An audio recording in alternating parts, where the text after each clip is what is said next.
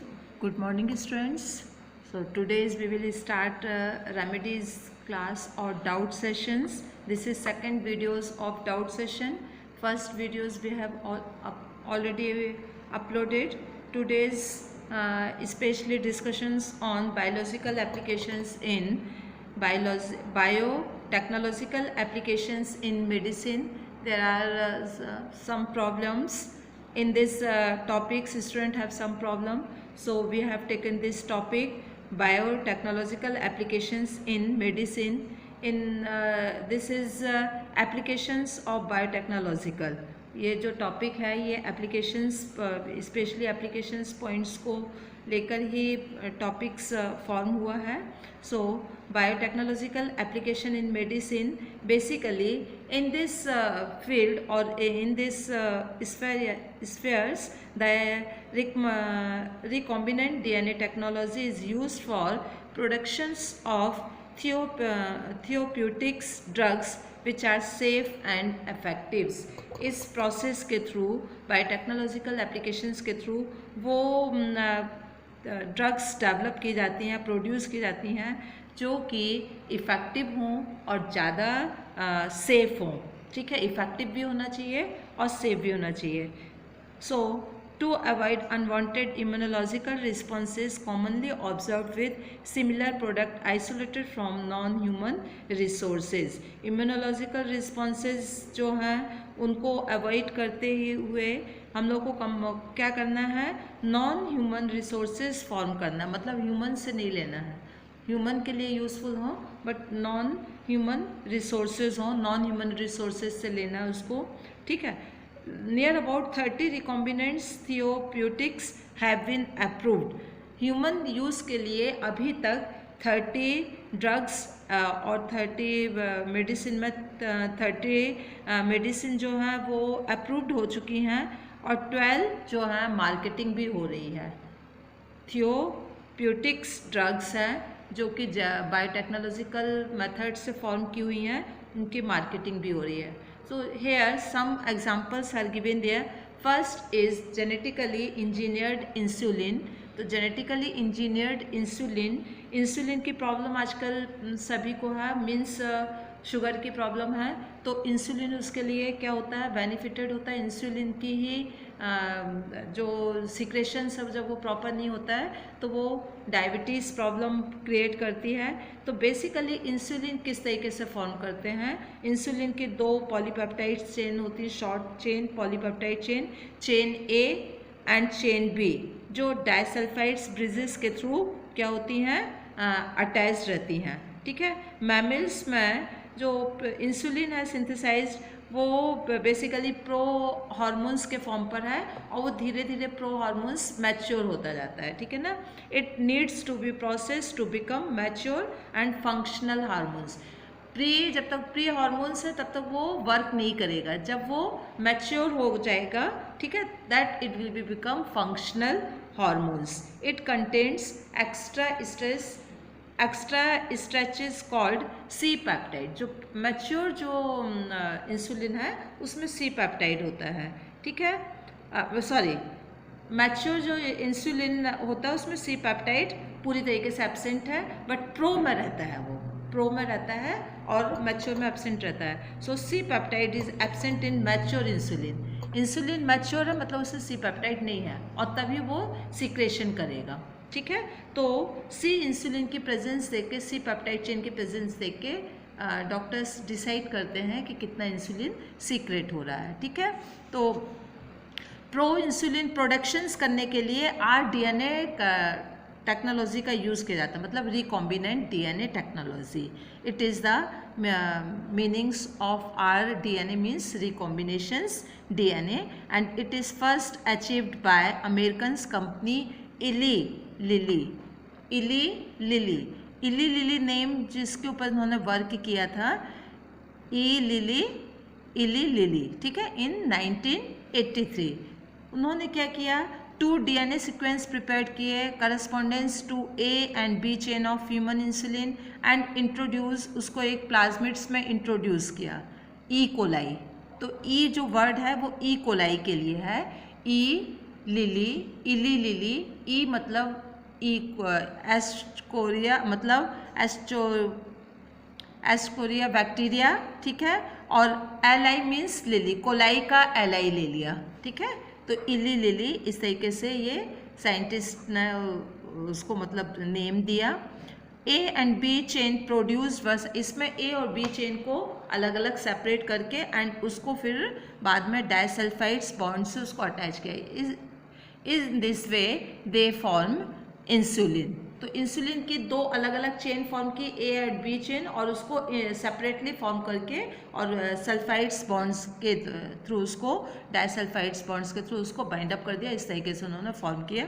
और इसमें जो प्लाज्मिड्स लिया वो ई कोलाई का था। किसका था?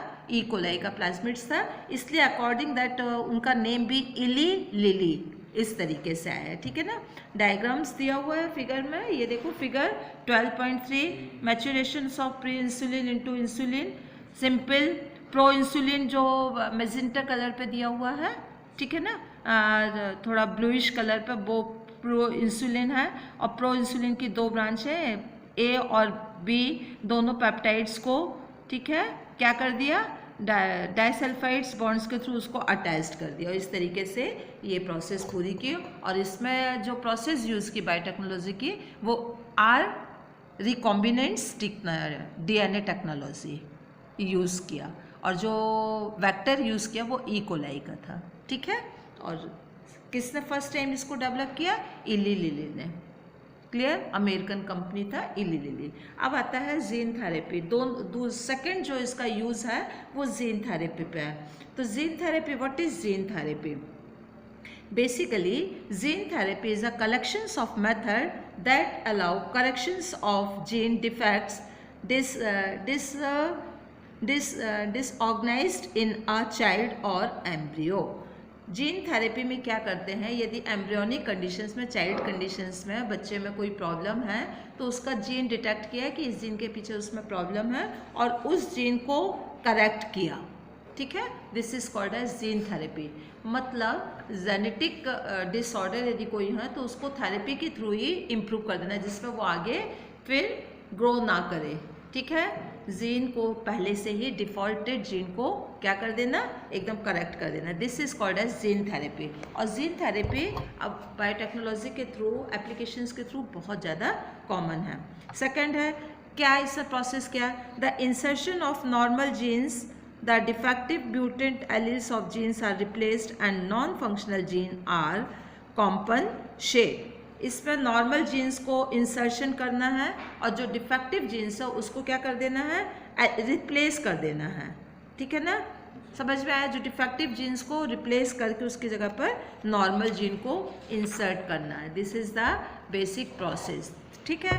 फॉर द फर्स्ट टाइम जो जीन थेरेपी का जो एग्जाम्पल्स आता है, इट इज़ 1990। कब आया है ये? 1990 by M Blaese and W.F. Andriosco, National Institute of Health organizations. They observed gene therapy on a 4-year-old girl. 4-year-old girl के ऊपर सबसे पहले जीन थेरेपी हुई। The disease name was adenosine deaminase, ADA deficiency. ये ADA एक deficiency है जो 4 year के एक चाइल्ड में थी, उसको करेक्ट किया गया। उसको क्या किया गया? करेक्ट किया गया जीन थेरेपी के थ्रू, ठीक है। अब सबसे पहले आपको ये करना है कि ADA डेफिशिएंसी, ये इसका बेसिक कॉज क्या है, क्यों ये ADA डेफिशिएंसी हुई? ADA is caused due to deletion of genes for adenosine deaminase. ये जो एक डिजीज़ है ADA, जो कि एक जीन की कमी से हो रही है, deletions of gene. The name of gene is adenosine deaminase, ठीक है। एक जो डिजीज़ है उसी के अकॉर्डिंग उसका नेम जो है फॉर्म कर दिया गया, ठीक है।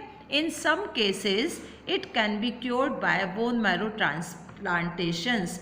बोन मैरो ट्रांसप्लांटेशंस एक बहुत ही मतलब ऑथेंटिक वैसी प्रोसेस है जिसको डॉक्टर्स बहुत ज़्यादा यूज़ करते हैं।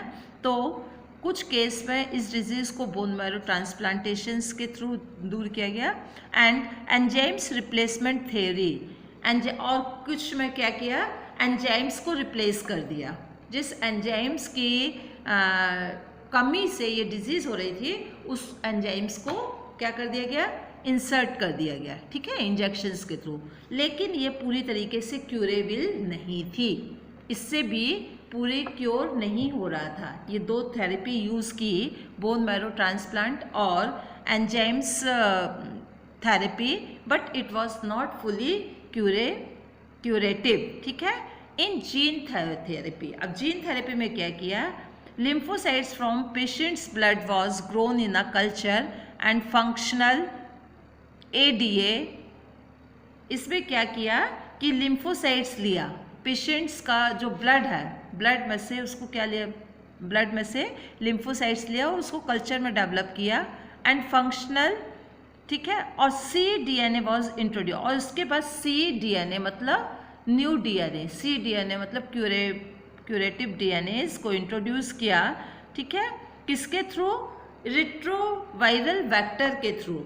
इसमें जो प्लाज्मिड्स यूज़ किया गया, रिट्रोवायरल वेक्टर लिया गया। रिट्रोवायरल वेक्टर कौन से होते हैं, जो कि mRNA से DNA फॉर्म करते हैं, समझ में आया। जनरली क्या होता है कि DNA जो वो रहता है, DNA वो mRNA फॉर्म करता है, लेकिन रिट्रो में mRNA से DNA फॉर्म हो रहा है, तो इसमें रिट्रोवायरस लिया गया, ठीक है।